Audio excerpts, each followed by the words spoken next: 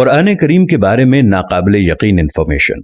कुरान हकीम का दावा है कि इसमें कोई बातिल बात दाखिल नहीं हो सकती, इसलिए कि कुरान हकीम का एक एक हर्फ इतनी जबरदस्त कैलकुलेशन और इस हिसाबो किताब के साथ अपनी जगह पर फिट है कि इसे थोड़ा सा इधर उधर करने से सारी इंफॉर्मेशन दरहम बरहम हो जाती है। कुरान पाक की एजाजी शान नुमाया है। इतनी बड़ी किताबें, इतनी बारीक कैलकुलेशन का कोई राइटर तसव्वुर ही नहीं कर सकता।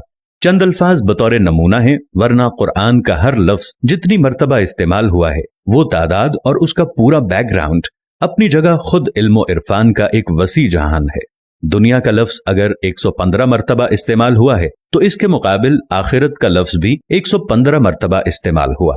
शयातीनो मलाइका 88 मर्तबा इस्तेमाल हुआ।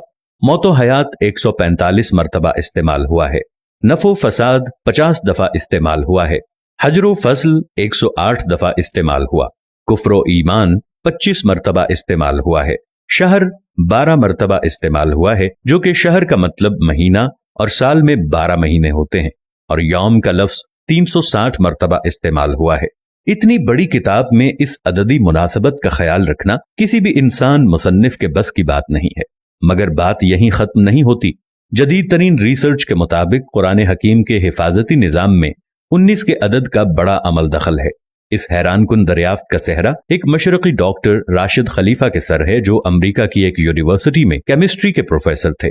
1959 में उन्होंने मुकम्मल कुरान पाक कंप्यूटर पर चढ़ाने के बाद कुरान पाक की आयात, उनके अल्फाजो हरूफ में कोई ताल्लुक तलाश करना शुरू कर दिया।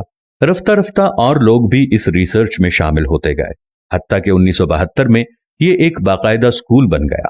रिसर्च का काम जो ही आगे बढ़ा, उन लोगों पर कदम ब कदम हैरतों के पहाड़ टूट पड़े। कुरान करीम के अल्फाजो हुरूफ में एक ही जैसी किताब तकदीर नजर आती है, जिसके मुकम्मल इदराक के लिए उस वक्त के बने हुए कंप्यूटर नाकाफी थे। कलामुल्लाह में 19 का हिस्सा सिर्फ सूरह मुदस्सिर में आया है। यहाँ अल्लाह पाक ने फरमाया, दोज़ख पर हमने 19 मुहाफिज फरिश्तों को मुकर्रर कर रखा है। इसमें क्या हिकमत है ये तो रब ही जाने, लेकिन इतना अंदाजा जरूर हो जाता है कि 19 के अदद का ताल्लुक अल्लाह के किसी खास हिफाजती निजाम से है। फिर हर सूरत के आगाज में कुरान मजीद की पहली आयत बिस्मिल्लाह को रखा गया है, गोया कि इसका ताल्लुक भी कुरान की हिफाजत से है, क्योंकि हम देखते हैं बिस्मिल्लाह के कुल हर्फ भी 19 ही हैं। ये देखकर शदीद हैरत होती है कि बिस्मिल्लाह में तरतीब के साथ 4 अल्फाज इस्तेमाल होते हैं। इनके बारे में रिसर्च की तो मालूम हुआ कि ये इस्म पूरे कुरान में 19 मर्तबा इस्तेमाल हुआ है। लफ्ज अर्रहमान 57 मर्तबा इस्तेमाल हुआ है, जो कि 19 ज़रब 3 का हासिल है। और लफ्ज अर्रहीम 114 मर्तबा इस्तेमाल हुआ है, जो कि 19 ज़रब 6 का हासिल है। और लफ्ज अल्लाह पूरे कुरान में 2699 मर्तबा इस्तेमाल हुआ है, जो कि 19 ज़रब 142 का हासिल है। लेकिन ये एक रहता है जिसका साफ मतलब है कि अल्लाह की जात किसी हिसाब किताबे नहीं है। कुरान मजीद की सूरतों की तादाद भी 114 है, जो कि 19 ज़रब 6 का हासिल है। सूरह तौबा के आगाज में बिस्मिल्लाह नाजिल नहीं हुई, लेकिन सूरह नम्ल आयत नंबर 30 मुकम्मल बिस्मिल्लाह नाजिल करके 19 के फार्मूले की तस्दीक कर दी गई है। अगर ऐसा न हो तो इस हिसाब से ये कायदा नहीं बनता। अब आइए हुजूर अलैहिस्सलातु वस्सलाम पर उतरने वाली पहली वही की तरफ। ये सूरह अलक की पहली 5 आयात हैं और यहीं से 19 के हिसाबी फार्मूले का आगाज होता है। इन आयात के कुल अल्फाज 19 हैं और इन अल्फाज के कुल हुरूफ 76 हैं, जो कि 19 ज़रब 4 का हासिल है। लेकिन बात यहीं खत्म नहीं होती। जब सूरह अलक के कुल हुरूफ की गिनती की गई तो अक्ल वर्ता हैरत में डूब गई कि इसके कुल हुरूफ 304 हैं, जो कि 19 ज़रब 4 ज़रब 4 का हासिल है। और अक्ल ये देखकर हैरत की अथाह गहराइयों में मजीद जाती है कि कुरान पाक की मौजूदा तरतीब के मुताबिक सूरह अलक कुरान पाक की 96 नंबर सूरत है। अब अगर कुरान की आखिरी सूरत वन्नास की तरफ से गिनती करें तो इस अखीर की तरफ से सूरह अलक का 19वां नंबर बनता है।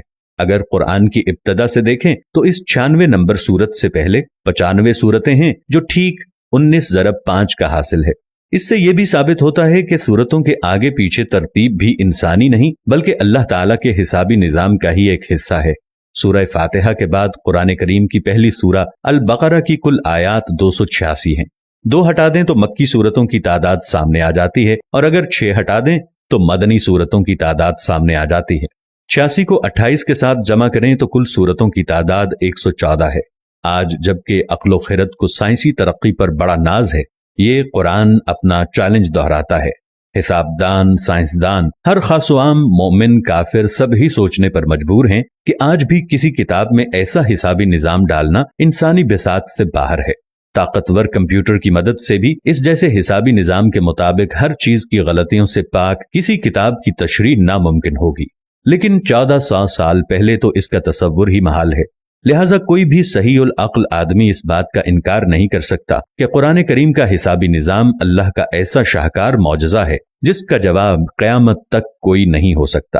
دوستو، چلتے چلتے ہمیشہ کی طرح وہی ایک آخری بات عرض کرتا چلوں کہ اگر کبھی کوئی ویڈیو، قول، واقعہ، کہانی یا تحریر وغیرہ اچھی لگے تو مطالعے کے بعد مزید تھوڑی سی زحمت فرما کر یا دیکھنے کے بعد اپنے دوستوں سے بھی شیئر کر لیا کیجیے۔